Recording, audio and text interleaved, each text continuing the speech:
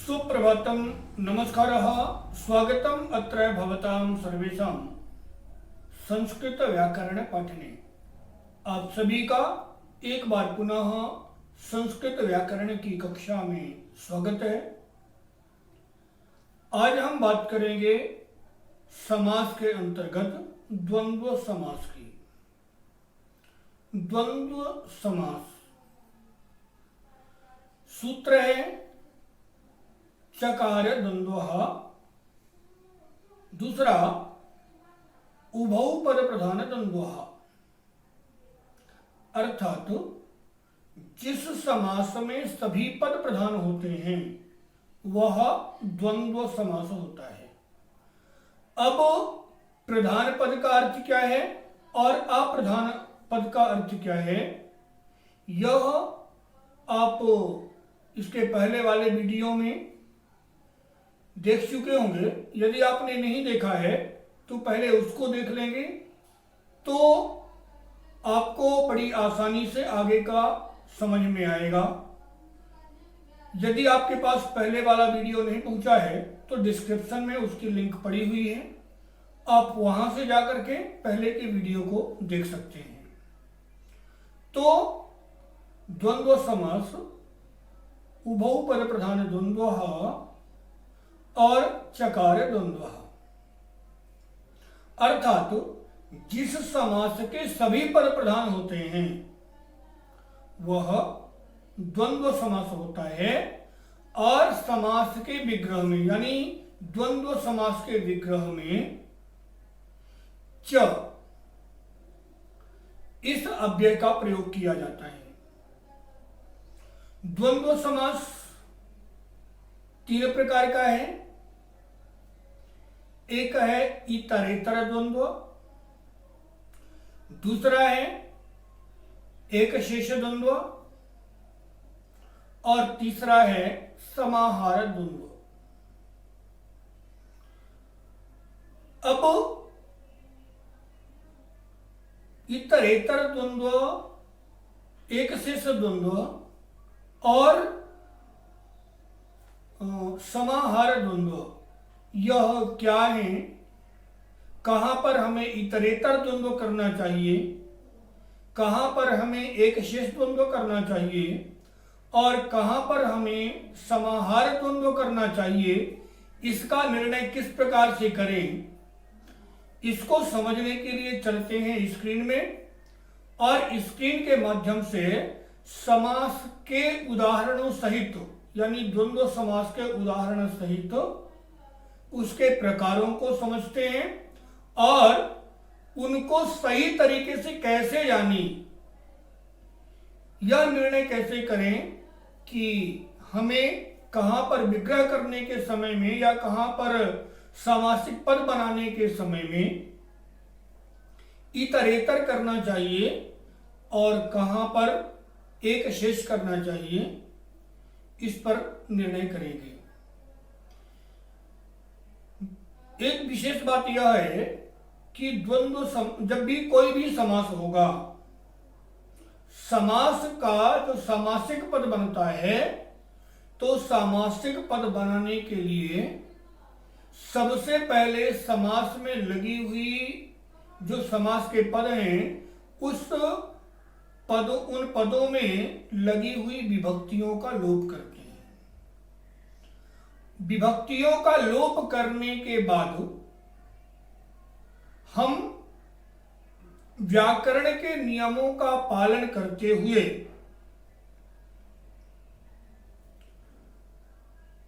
उन नियमों को यानी उन पदों को जोड़ते हैं।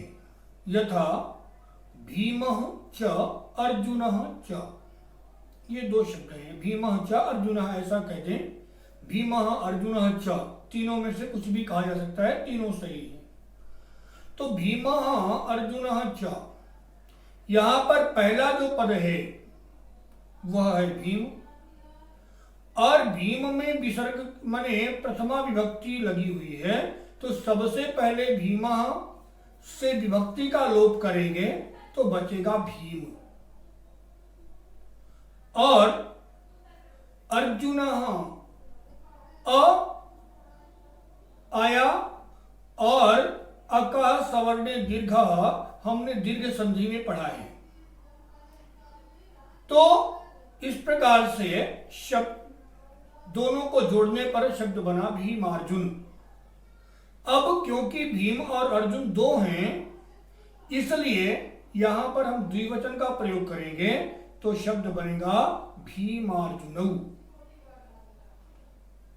अब ये भीमार्जुनौ बन सकता है प्रथमा से द्वितीय मान प्रथमा से लेकर के सप्तमी तक की किसी भी विभक्ति पर वही बनता है। भीमार्जुनौ, भीमार्जुनाभ्याम, भीमार्जुनाभ्यः, क्षम्यतां भीमार्जुनेभ्यः इत्यादि। तो भीमार्जुनाभ्याम, पुनः भीमार्जुनयोः, ये सभी विभक्तियों में इसका प्रयोग हो सकता है। लेकिन भीमार्जुन बनने के बाद तो इस प्रकार से थोड़ा सा इसको जब हम स्क्रीन के माध्यम से समझेंगे तो और अच्छे तरीके से समझ सकेंगे। आइए स्क्रीन में चलते हैं और अपने समास को और अधिक व्यवस्थित तरीके से समझने का प्रयास करते हैं। द्वंद्व समासः कहता है उभौ पद प्रधान द्वंद्वः, अर्थात जिस समास के सभी पद प्रधान होते हैं वहां पर द्वंद्व समास होता है। दूसरा चकार द्वंद्वः, अर्थात इस समास का जब विग्रह करते हैं तो हम बीच में च इस अव्यय का प्रयोग करते हैं। हिंदी में कहें तो और का प्रयोग किया जाता है। तीन प्रकार के द्वंद्व समास हैं, मैंने पहले ही बताया। एक है इतरेतर द्वंद्व। अब इतरेतर द्वंद्व का क्या मतलब है? तो जब सामासिक पदों में दोनों पद या सभी पद स्पष्ट रूप से दिख रहे हों, अलग अलग दिख रहे हों, तो वहां पर समझना चाहिए कि यहां इतरेतर द्वंद्व है। एक बार फिर से ध्यान सुन लें। जब सामासिक पद में सभी समाहित पद अलग अलग स्पष्ट रूप से दिख रहे हों, वहां पर इतरेतर द्वंद्व होता है। उदाहरणार्थ राम लक्ष्मणौ, राम लक्ष्मणौ, रामः च लक्ष्मणः च। अब रामः च लक्ष्मणः च या रामः लक्ष्मणः च, एक ही जगह च का प्रयोग कर सकते हैं, कोई दिक्कत नहीं है, कोई अशुद्धि नहीं है। रामः लक्ष्मणः च, यहां से जब हम राम लक्ष्मणौ को देखते हैं तो हमारा जो सामासिक पद राम लक्ष्मणौ है, इसमें राम भी स्पष्ट दिख रहा है और लक्ष्मण भी स्पष्ट दिख रहा है। इसलिए राम लक्ष्मणौ इतरेतर द्वंद्व हुआ, क्योंकि दोनों एक साथ एक जैसे दिखते हैं। भ्राता च भगिनी, भ्रातृ भगिन्यौ, भ्रातृ भगिन्यौ, भ्रातृ भी दिख रहा है, भगिनी भी दिख रहा है। अतः भ्रातृ भगिन्यौ, यहां पर भी इतरेतर द्वंद्व हुआ। अब यदि हमारे पास सामासिक पद नहीं है, समस्त पद नहीं है, बल्कि विग्रह युक्त पद है और उसको हमें समस्त पद में बदलना है, तो ऐसी स्थिति में हम कहाँ कहाँ इतरेतर द्वंद्व करें? तो सबसे पहले अंगों में, यानी जब शरीर के अंगों की बात आएगी या किसी समाज के अंग की बात आएगी तो वहां पर हमें इतरेतर द्वंद्व करना होगा। उदाहरणार्थ हाथ पैर, हस्त पादाः, हस्तपादौ, क्योंकि 2 हाथ और 2 पैर हैं इसलिए संख्या बहुवचन में, इसलिए हस्तपादाः ऐसा कह दिया। तो इतरेतर द्वंद्व अंग में होता है, ब्राह्मण क्षत्रियौ, वैश्य शूद्रौ। इस प्रकार से समाज के अंग के लिए भी हम इतरेतर द्वंद्व का ही प्रयोग करेंगे। वैश्यः च शूद्रः च, ऐसा वाक्य आया, ऐसे 2 पद आए। और जब हम विग्रह करेंगे तो क्या करेंगे, पहले ही मैंने बताया था कि सामासिक पद में जब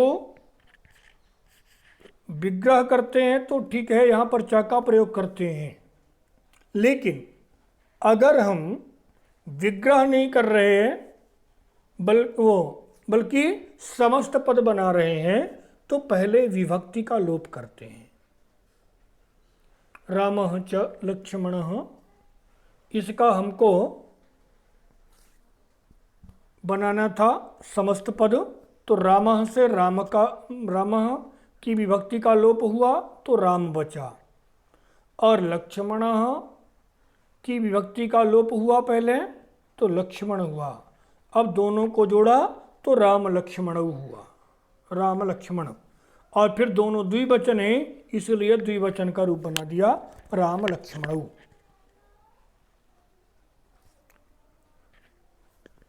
इसी प्रकार से भ्रातृभगिन्यौ, देवासुरौ, तो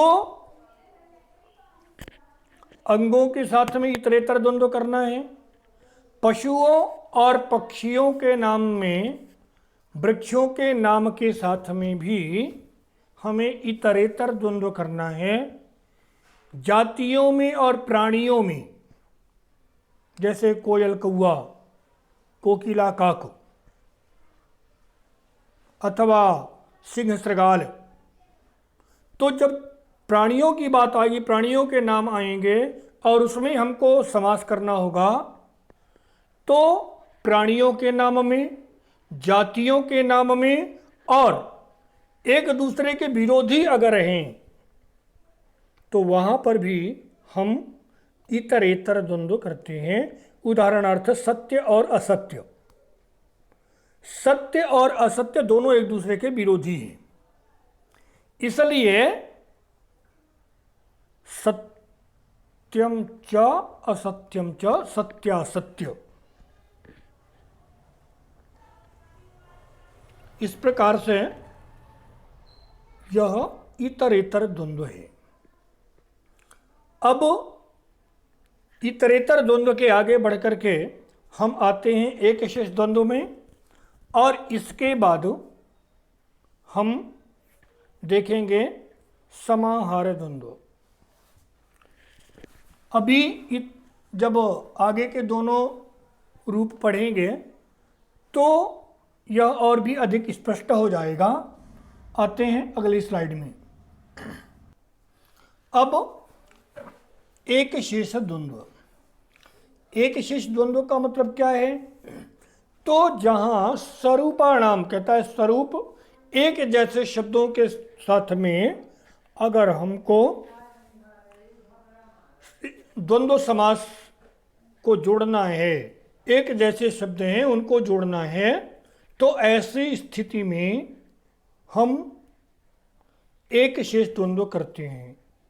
यथा भाई भाई, तो भाई भाई दोनों जगह भाई आ रहा है, एक जैसे शब्द हैं, या बहन बहन एक जैसे शब्द हैं। तो जब एक जैसे शब्द आएंगे तो उसका द्विवचन का रूप प्रयोग करके और एक को छोड़ देंगे। भ्राता च भ्राता, भ्रातरऊ, द्विवचन का प्रयोग किया, एक को छोड़ दिया। तो इसी प्रकार से बहन बहन बहन बहन, भगिन्यौ। अब पुरुष स्त्री नाम, मतलब जहां पुरुष स्त्री का जोड़ा हो वहां पर भी हम एक शेष करते हैं। लेकिन वहाँ इस बात को ध्यान में रखना है कि पुल्लिंग शब्द को बचा करके स्त्रीलिंग का लोप हो जाता है, और जो पुल्लिंग शब्द बचा है उसका द्विवचन प्रयोग होता है, यथा माता च पिता च, माता और पिता, माता च पिता च। यहाँ से स्त्री पुरुष का जोड़ा है, जोड़े की बातें हैं, इसलिए माता का लोप करके पिता को बचाया और द्विवचन कर दिया पितरऊ। मयूरः च मयूरी च, मोर और मोरनी। तो यहाँ पर मयूरः च मयूरी च दोनों को देखा तो शब्द बना दिया, मयूरी को लोप करके मयूरः बचा और मयूर का द्विवचन हो गया मयूरऊ। देवः च देवी च देवऊ।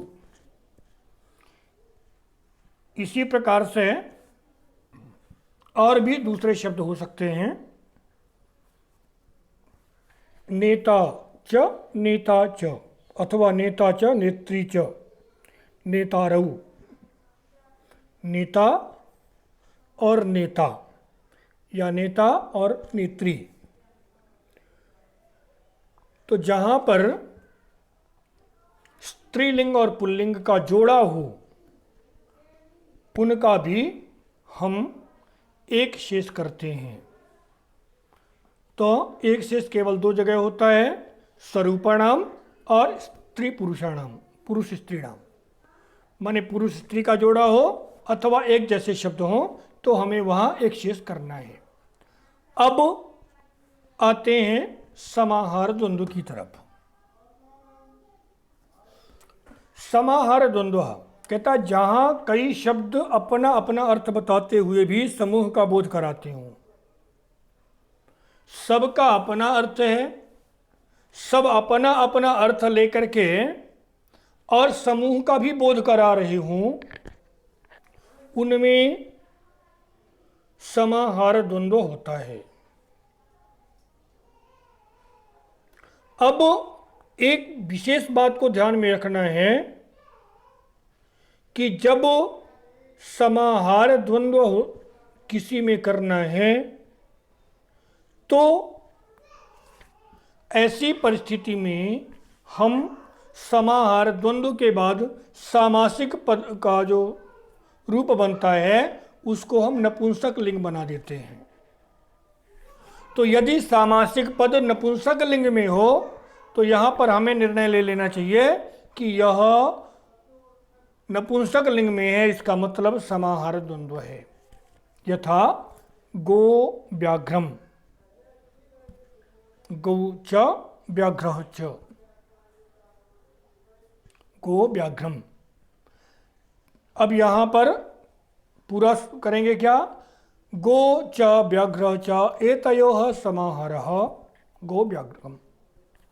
गाय और बाघ इन दोनों का, इनका जो समूह है उस समूह को कहेंगे गो व्याघ्रम। तो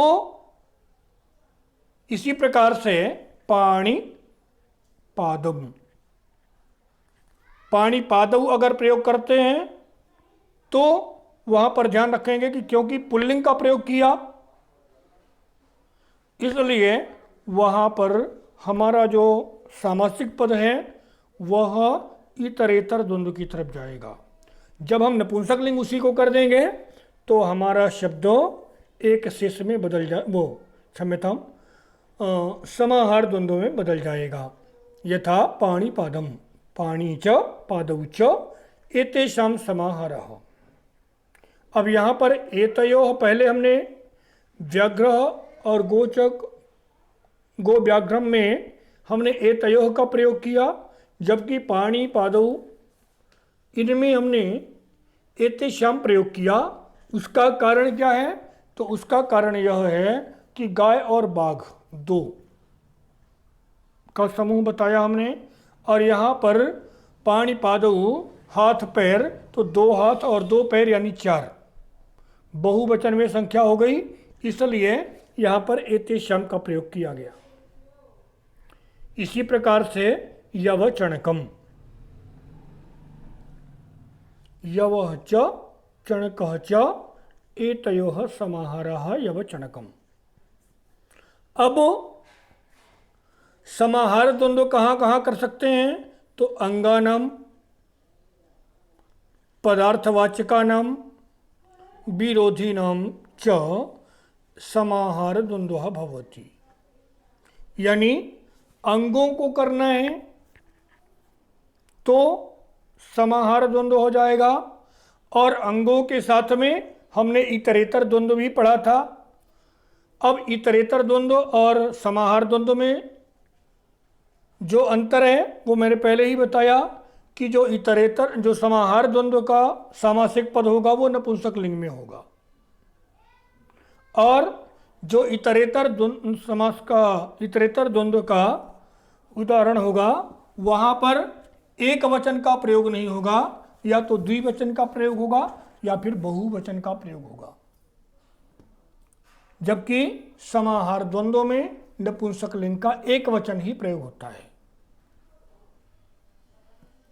तो यहां से अंगानाम, पदार्थवाचकानाम और विरोधी नाम च, मतलब अंगों का, पदार्थवाचकों का और परस्पर विरोधी पदों का यहाँ पर द्वंद्व समास का समाहार द्वंद्व होता है। मुझे लगता है कि प्रायः आपको समझ में आ गया होगा। इसके बाद भी यदि किसी प्रकार की कठिनाई महसूस होती है तो आप कमेंट बॉक्स में कमेंट डाल करके और अपनी शंका का समाधान कर सकते हैं। आज के लिए इतना ही। वदतु संस्कृतम, जयतु भारतम।